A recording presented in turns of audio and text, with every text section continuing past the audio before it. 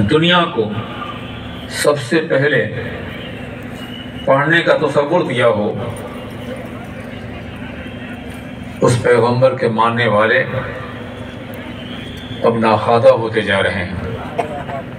وہ پیغمبر اعظم جنہوں نے کائنات کو کتاب کی طرف بلایا ہو،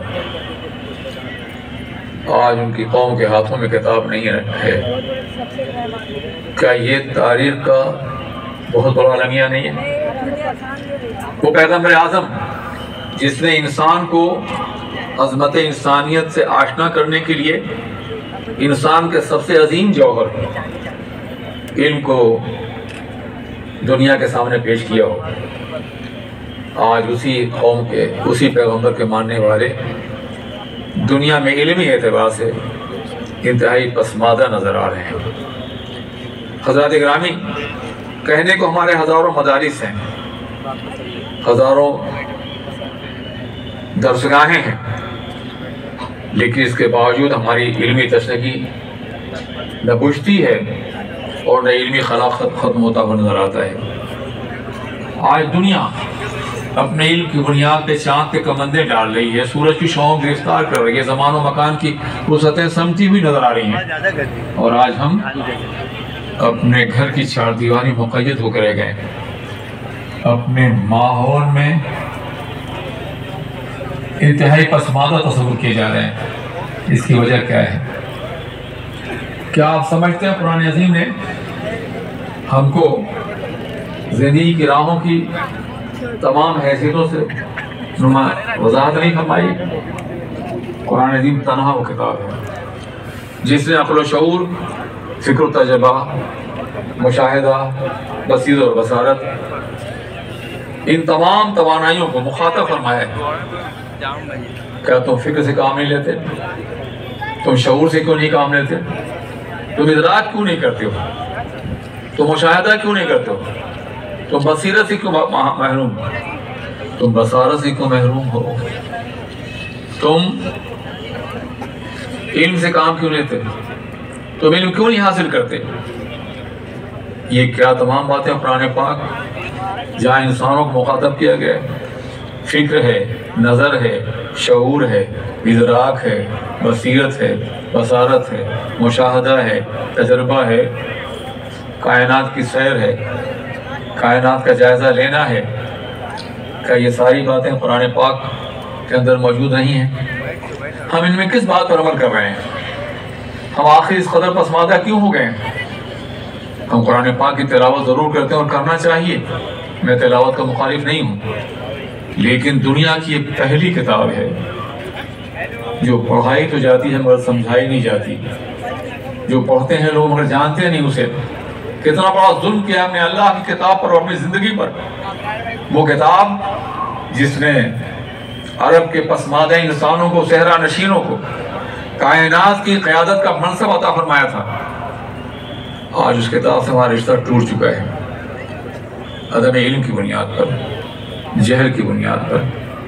اللہ کے رسول تاجدار دو عالم صلی اللہ علیہ وسلم حرا کی تنہائیوں سے نکلے تو کتاب لے کر کے آئے ہیں۔ اس زمانے میں اور بھی دعائیات تھے جس کی طرف لوگوں کو مخاطب کیا جا سکتا تھا۔ عرب کی سرزمین دو حصوں میں بٹی ہوئی تھی، آدھے پہ روم کا قبضہ تھا، آدھے پہ ایران کا قبضہ تھا۔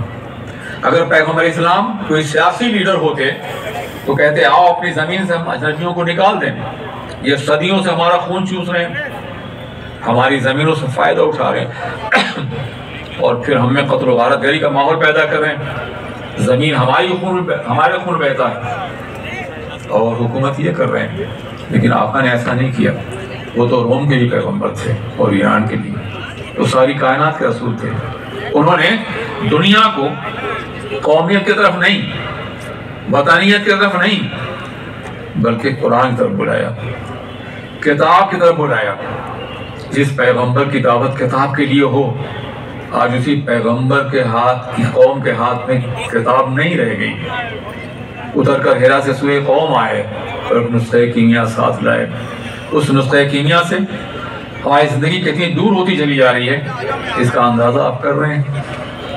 آج دنیا کی دوسری قومیں اپنی مادی ترقی کی بنیاد پہ، دنیاوی علوم کی بنیاد پہ آگے بڑھ رہی ہیں، اور وہ قرآن جو سارے علوم کا مرکز اور ماخذ ہے، جس نے دنیا کے سارے علوم کے حصول کو دینی علم بنا دیا ہے، اسی قرآن سے ہماری بے تعلقی ہمیں پسماندہ کرتی چلی جا رہی ہے، ہمیں دنیا کی نگاہوں میں جہل کے طانے سے آشنا کر رہی ہے۔ آپ نے کبھی سوچا کہ اسلام کا انقلاب خالص علمی انقلاب تھا؟ اسلام سے پہلے کے دور کو دور جاہلیت کہتے ہیں، اسلام کو دور اسلام کہتے ہیں۔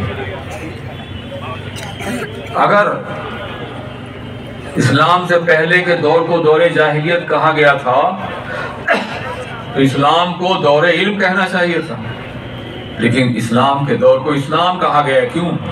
اس لیے کہ جہاں جاہلیت ہوگی وہاں اسلام نہیں ہوگا، اور جہاں اسلام ہوگا وہاں جاہلیت نہیں ہوگی۔ کبھی آپ نے سوچا کہ مسلمانوں کے سب سے بڑے دشمن کو ابو جہل کہا گیا؟ ابو جہل جہالت کا باپ، یعنی اس کی دشمنی کی وجہ اس کا جاہل ہونا تھا۔ جہل انسان کو حقائق کا، صداقتوں کا دشمن بنا دیتا ہے۔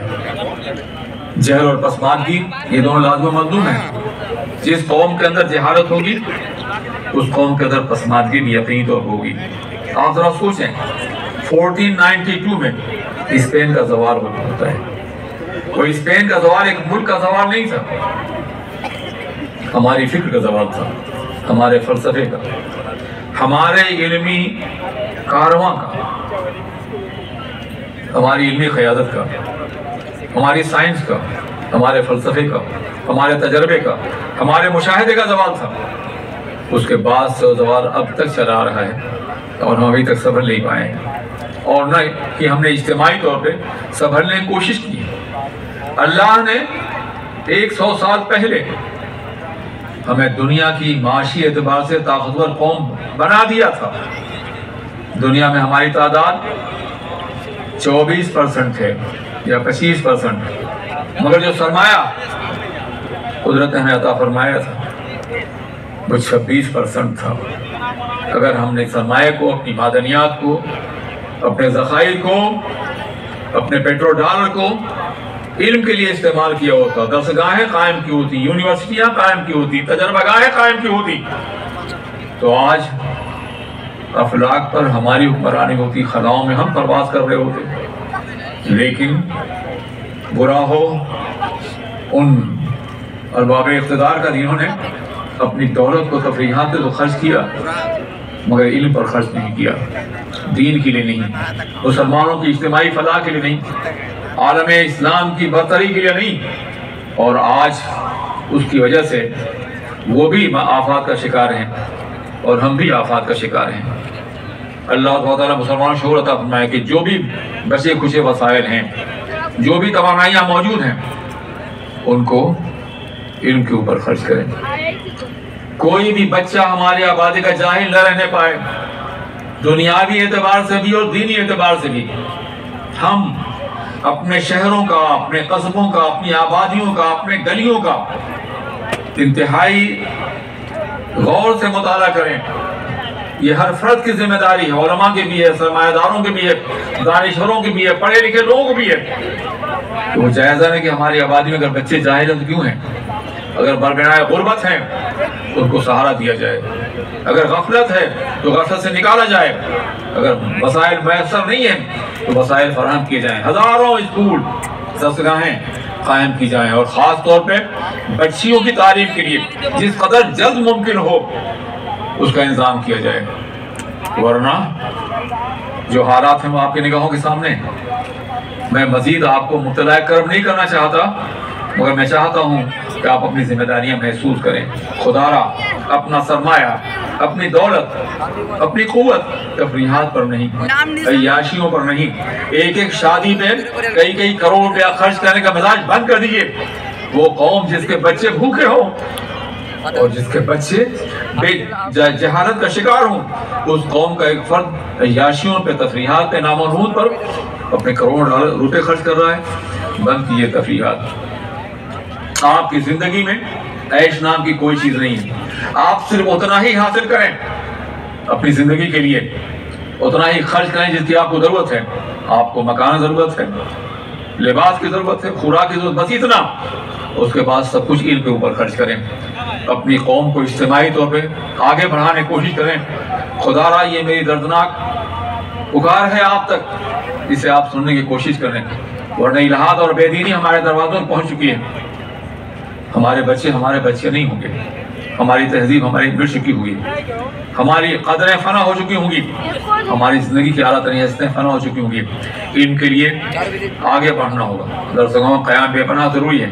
हर महल्ला और कस्बात वाला में उलमा भी जहाँ इमामत कर रहे हैं वो भी जिम्मेदारी लें कि वह अपने गिरदो नवा का जायज़ा लेकर के उन्हें तालीम की तरफ आमादा करें। सरमायादार अपना सरमाया लगाएं, दानिश्वर अपनी इल्म और दानिश के ज़रिए से इस बात की कोशिश करें कि वो कौम को इज्तिमाई तौर पर उठाएं। अल्लाह ताला हमें आपको इस बात की तौफीक अता फरमाए कि आज हम अपने ज़वाल के हकीकी सबक का जायज़ा ले सकें। ज़वाल पर बिनाए जहल है और यही जहल जहन्नम में ले जाएगा। कुरान अज़ीज़ फरमाता है कि काफिर कहेंगे जहन्नम के दिन, वलो कुन्ना नस्म और नाक़िल और नस्म व मा कुन्ना मिन अस्हाबि सईर, अगर हम सुनते और जानते और अक्ल रखते तो अस्हाबे सईर में से न होते। इल्म और अक्ल न होने की बुनियाद पर जहन्नम के दरवाजे खुले हुए उन लोगों के लिए जो इन बातों से दूर हैं। हज़रात, ज़िंदगी के हर मैदान में तरक्की करने की कोशिश कीजिए। अगर आप साइंस हासिल करना चाह रहे हैं, ये समझ कर कि अल्लाह का दिया हुआ इल्म है, शऊर है, टेक्नोलॉजी में आगे बढ़ना चाहें, दीन के साए में रह करके, मुसलमान रह करके, तो ये सब दीनी उलूम हैं। इनका हासिल करना और इनमें आगे बढ़ना आपकी, हम सब की जिम्मेदारी है। हज़रात ज़रा सोचिए, इस्लामी इनकलाब कितना हसीन इनकलाब था। आकायद व जहाँ जब जलवागर हुए तो मक्के में सिर्फ 70 अफराद लिखना जानते थे, और जब पर्दा फरमाया तो 1 लाख से ज़्यादा अफराद के हाथों में कलम अता फरमा दिया था। क्या ये खालिस इल्मी इनकलाब नहीं था? इसलिए कि कुरान ने कहा था नून वाला कलम, कलम की कसम याद फरमाई थी कुरान ने, और आज हमारे हाथ में कलम नहीं है, पेन नहीं है, ये सब कुछ हमने दूसरों के हवाले कर दिया है। हमारा तो ये आलम हो गया कि अहले जहाँ आओ, ये जागीर संभालो, हम ममलकत लोगों कलम बेच रहे हैं। हमने बेच दिया अपने कलम को, हमने सौदा कर लिया अपनी सलाहियतों का। बस मादगी जहल की बुनियाद पर है, अदम सरमाया की बुनियाद पर है, और इल्म और सरमाया दोनों लाजिम मलज़ूम हैं। आज के दौर में साइंस है, टेक्नोलॉजी है और दूसरे ज़राए हैं जिसके ज़रिए से इंसान आगे बढ़ सकता है, हम उससे महरूम हैं। हज़रात, मेरी दरख्वास्त है कि इस इज्तिमा में जितने भी मौजूद हैं वो एक तहरीक बन जाएं, एक शहर रमा बन जाएं, और यह अहद कर लें कि हम ज़िंदगी की आखिरी सांस तक माशरे से जहर को दूर करने की कोशिश करेंगे। अगर ऐसा आपने किया तो ये आज की तारीख का अजीम इज्तिमा होगा। अस्सलामु अलैकुम रहमतुल्लाहि व बरकातुहू। वालेकुम अस्सलाम व रहमतुल्लाहि व बरकातुहू। माशाअल्लाह, हुज़ूर मुफ़क्किर इस्लाम का दर्द भरा पैगाम हम सब ने सुना। अल्लाह को तराज़ी में खैर अता फरमाए, शिफाए कामिल आजिल अता फरमाए। एक अनाउंसमेंट है हमारे साथियों की तरफ से, एक रिक्वेस्ट है कि वेल्डर ग्रुप जो है वो ख्वाजा भाई से या रोहित भाई से फ़ौरन मिल ले। वहाँ कुछ पाइपलाइन की खराबी को दूर करने के लिए इमीडिएटली उनके एक्शन की ज़रूरत है, तो फ़ौरन वहाँ ख्वाजा भाई के पास, रोहित भाई के पास पहुँच जाएँ। वेल्डर ग्रुप से गुजारिश के वहाँ पर पहुँच जाएँ।